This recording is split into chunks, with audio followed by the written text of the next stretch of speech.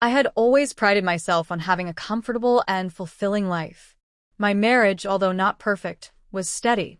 My husband, Tom, was the type of man who worked tirelessly to provide for our family. He wasn't overly affectionate, but his actions spoke louder than words. He loved me in his own quiet way, and I never questioned it. We had our routine, a sense of predictability that I had come to rely on. We'd spend our evenings together, have dinner, then I'd clean up while he unwound, usually with a beer in hand, while the TV played in the background. But lately something had shifted. I couldn't pinpoint the exact moment, but I felt a subtle distance between us. Tom was often preoccupied with work, and when he wasn't working, he was with his best friend, Daniel. They'd been friends for years, and for the most part, I liked Daniel. He was charming, easy to talk to, and always made me laugh. But recently, I started noticing little things, gestures that felt just a bit too friendly, comments that lingered in a way that made me uncomfortable. It wasn't overt, nothing I could definitively call out. But when Daniel would come over, I'd catch him staring at me for a little too long, or find his touch lingering just a fraction longer than necessary. I brushed it off at first, telling myself I was overthinking it. I mean, Daniel was like a brother to Tom, right? There couldn't possibly be anything to worry about. One evening, after a typical dinner gathering, Tom and Daniel stayed in the living room to catch up while I took care of the dishes. It was the usual routine, me in the kitchen, them in the next room, laughing and joking. But tonight felt different. The silence in the kitchen seemed to stretch longer than usual, the sound of the water running filling the space as I scrubbed the plates.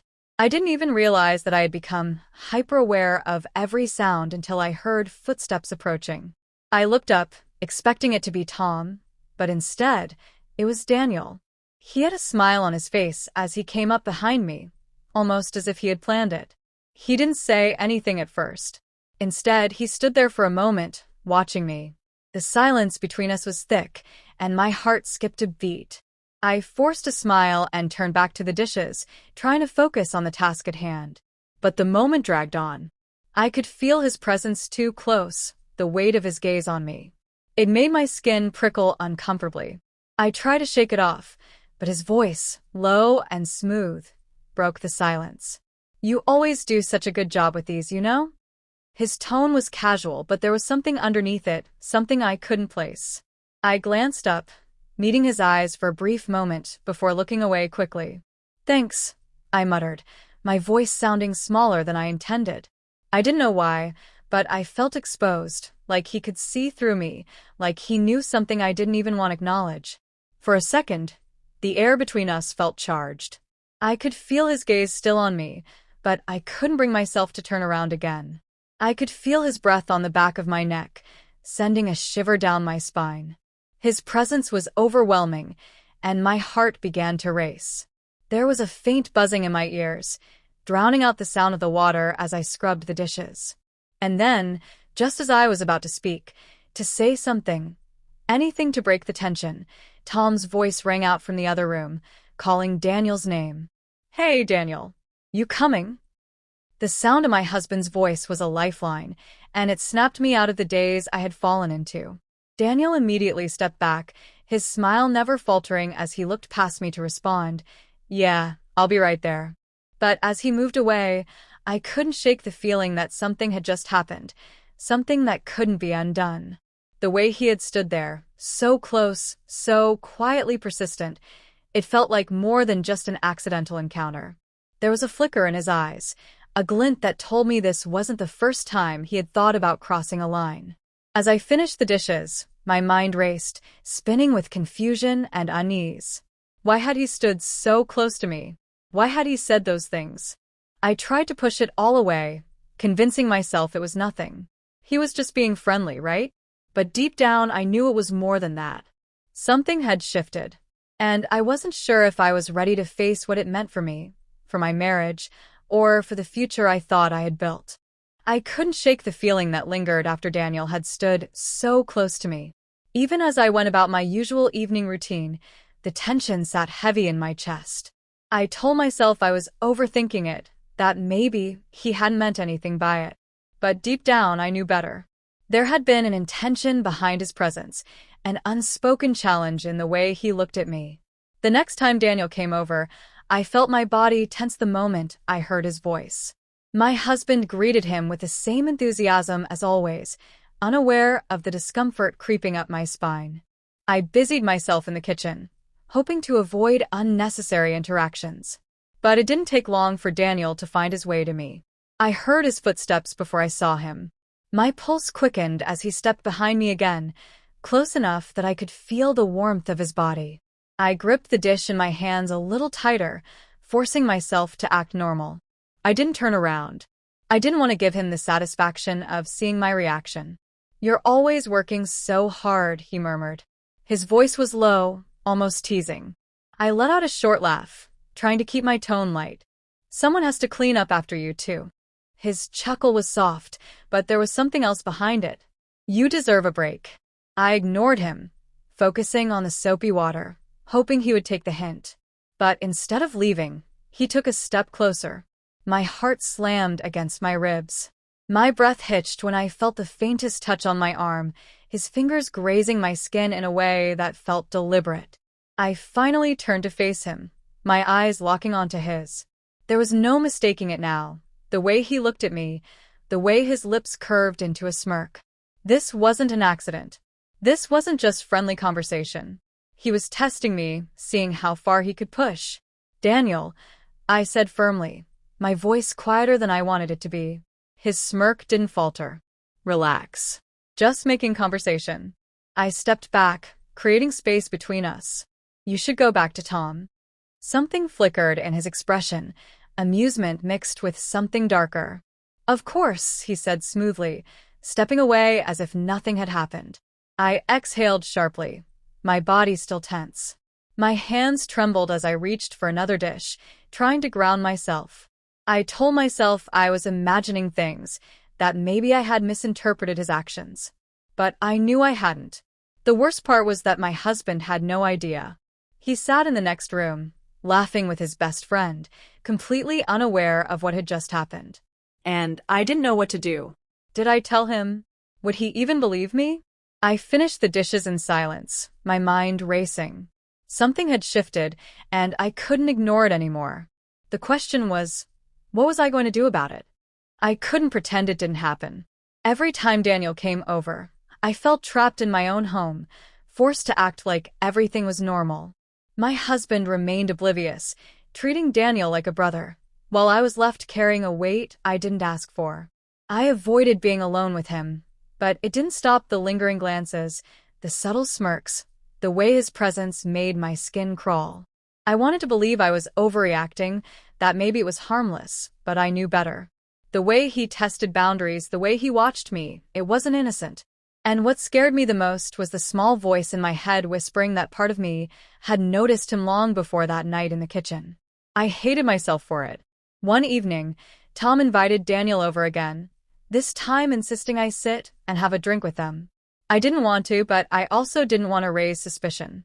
So I sat there, pretending to laugh at their jokes, pretending I wasn't hyper-aware of Daniel's every move. At one point, Tom got up to grab another beer, leaving us alone for a brief moment. My muscles tensed as Daniel leaned slightly closer, just enough to make it clear that he was pushing the limits again.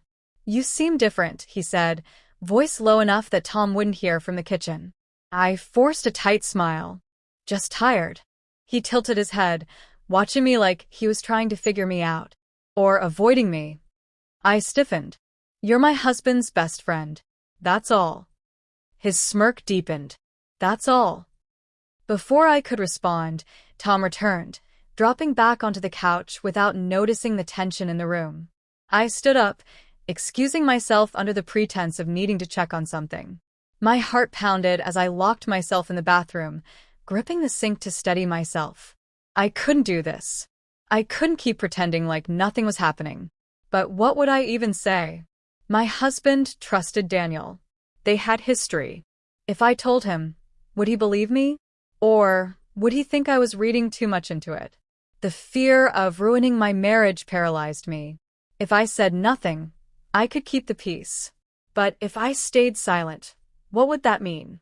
Would Daniel see it as permission to keep pushing? Would I always feel unsafe in my own home? For the first time, I saw the cracks in my marriage clearly. If Tom truly knew me, if he was paying attention, wouldn't he have noticed something was wrong? Wouldn't he have sensed the way my laughter had become forced, the way my body tensed whenever Daniel was around? I pressed my hands against my face, breathing deeply. No matter what I chose, things would never be the same. And the worst part was, I wasn't sure I was ready to face the truth about my marriage, or about myself. The weight of my silence became unbearable. Every time Daniel walked through our door, I felt like I was suffocating. I wasn't just avoiding him anymore. I was avoiding my own husband. The distance between us had grown, and I knew he could feel it. He'd started asking if something was wrong, but I always brushed it off. I told myself I was protecting our marriage, but in reality, I was just scared of what the truth would do to it. Then, everything changed. Tom had gone to the store, leaving me alone at home. I was folding laundry in the bedroom when I heard a knock at the door. My stomach dropped the moment I opened it and saw Daniel standing there. "Tom's not here," I said immediately, gripping the door handle. He didn't look surprised. "I know. I just wanted to talk." I hesitated. "There's nothing to talk about." He stepped forward slightly, his expression unreadable. "You sure about that?" Something in his tone sent a chill through me. I didn't want this conversation, didn't want to hear whatever he had to say. But before I could shut the door, he spoke again. "I think about you," he admitted, his voice quiet but firm. "More than I should." My breath caught in my throat. "You don't have to say anything," he continued. "I see the way you look at me, even when you pretend not to. I know you feel it too." I took a step back, my pulse pounding in my ears. "You need to leave." His expression darkened slightly. "You're afraid of what Tom would think. But what about what you think? Can you really say you haven't thought about it?" My entire body tensed. I wasn't just angry, I was furious. At him, at myself, at the fact that a part of me had let this go on for too long. "I love my husband," I said, my voice stronger now. "And whatever idea you have in your head, it stops now." Daniel exhaled sharply, his smirk finally faltering. He studied me for a moment, then nodded. "Fair enough." Without another word, he turned and walked away. I slammed the door shut, my hands shaking. The moment he was gone, a flood of relief and guilt crashed over me. That night, when Tom came home, I finally told him everything. The looks, the comments, the way Daniel had pushed boundaries.